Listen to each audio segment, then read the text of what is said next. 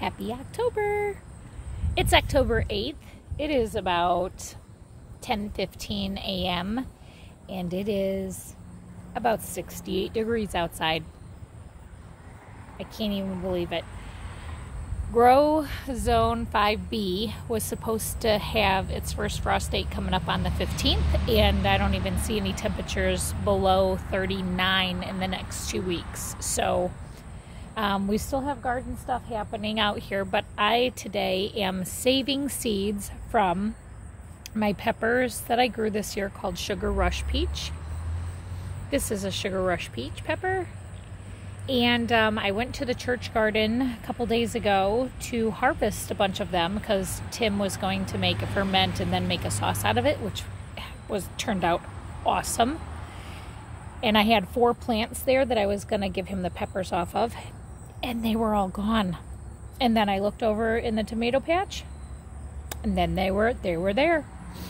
A critter took all of these off the plant and literally took a little nibble.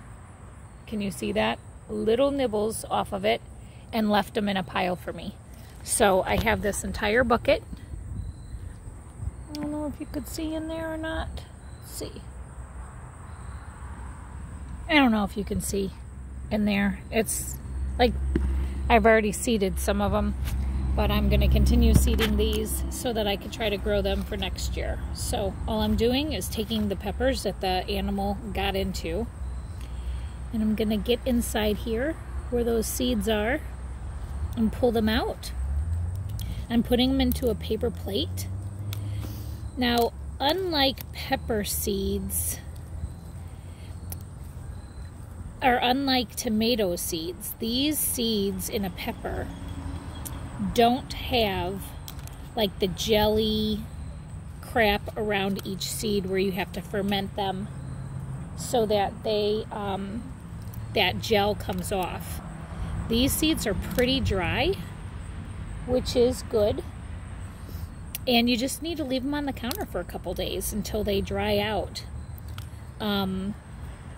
Nice and dry before you put them in a little like Ziploc baggie or an envelope or something, because if there's any type of moisture in that envelope or the container that you're going to keep them in till next season, you will get mold. If they get moldy, then they get rotten and they will not be viable, and they probably will not germinate when you grow them in the spring.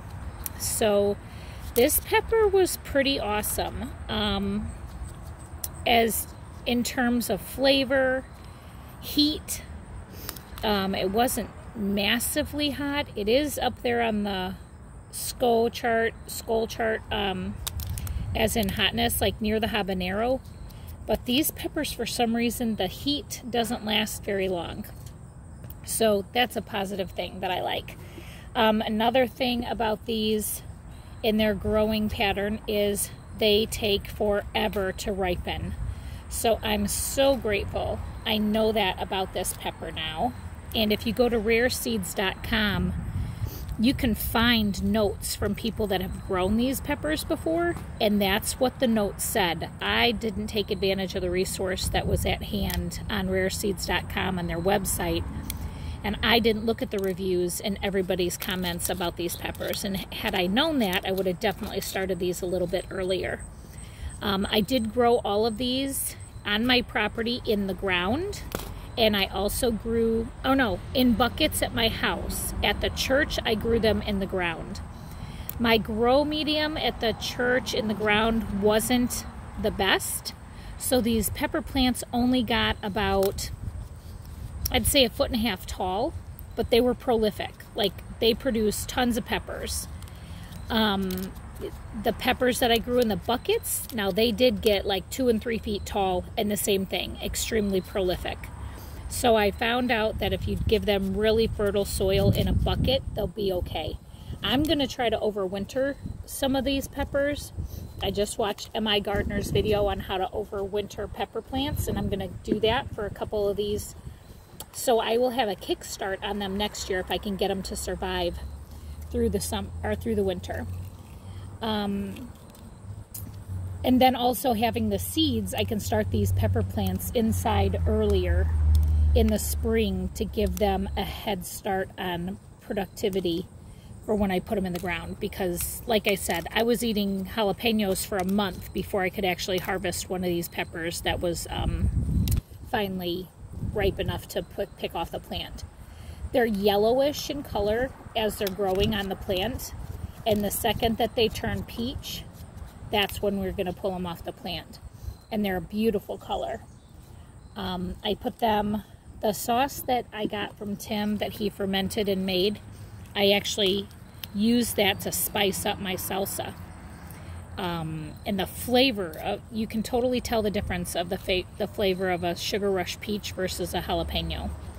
Completely different flavor component, and I love it. So I highly recommend the Sugar Rush peach. I hope you're able to see what I'm doing here. I'm not even really paying attention. I hate filming when it's direct sun, and that's what I have going. But I'm going to make a video very soon about my new property. I just moved, excuse me, and I'll be putting a huge garden in the property that I'm at now, and I'm going to be documenting that and filming content on the entire journey of that, because I will be doing a no-till garden method in the new garden here at my property. So I hope you have a fantastic rest of your day. Thank you so much for joining me in my Sugar Rush peach seeding adventure. I wish you the best in your gardening adventure, and pray for no frost for a long time. Take care. God bless.